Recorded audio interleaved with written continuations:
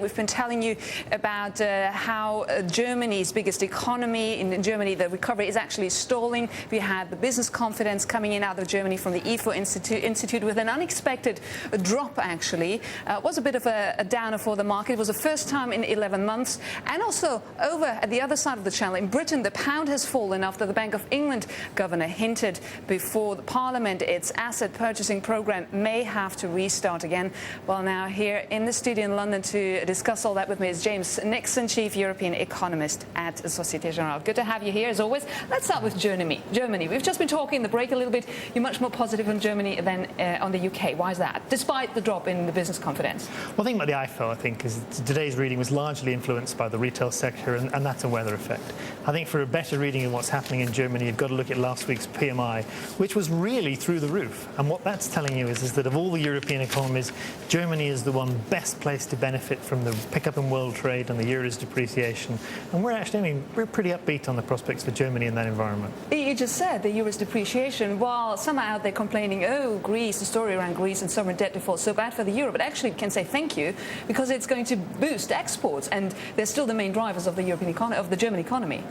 I mean, that's probably true if that's what's done it. What we've seen is I think the market has held very unrealistic expectations of when the ECB might start tightening again, expecting tightening early this year, then the middle of this year, then later this year. And finally, those expectations have been pushed right out into next year.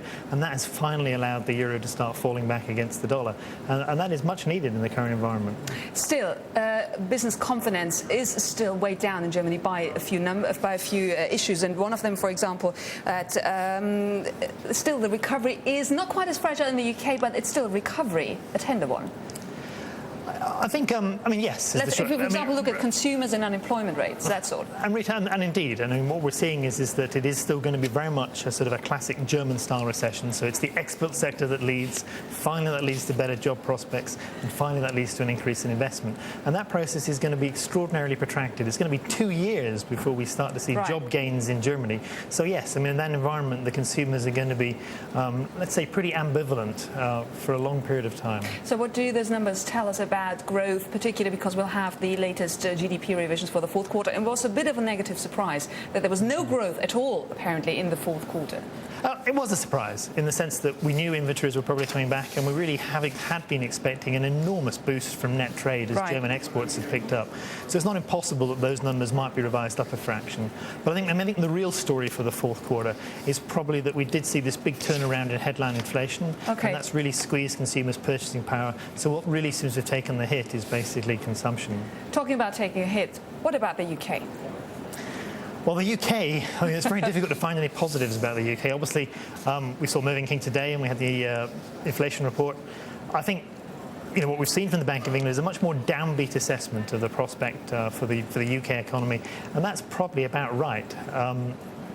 The big challenge is that here in the UK, we face a very significant fiscal tightening that is really going to put us on the same sort of camp as some of the southern European economies. It's going to be very much the age of austerity for the UK. UK going the same way as Greece? Well, arguably not as aggressively as Greece, and hopefully we won't see a 4% tightening in GDP in any one year. That would be pretty hard to stomach. But I mean, our deficit is just as big as Greece, Ireland. We're in that sort of camp, and we do need, I think, to start reining in on the fiscal spending side. But for now, as we heard Mervyn King say today, it can't be excluded that March 4th at the next meeting they might decide to restart QE. I mean, personally, I think you have to see that as a little bit of a tactical ploy. I mean, it serves their purposes to leave that expectation hanging in the market that they might come back to the table. Right. I think standing back, the reality is that in May we could have a government potentially committed to fiscal tightening, and it just doesn't make any sense to me to have fiscal tightening on the one hand and then printing more money on the other. That strikes me as a really uncomfortable policy mix. So would be a contradiction. I suspect that that's it. The Bank of England have put up shop, as Mervyn King said. There's still a lot more to come through. Okay, all right, we have to leave it there. Thank you so much.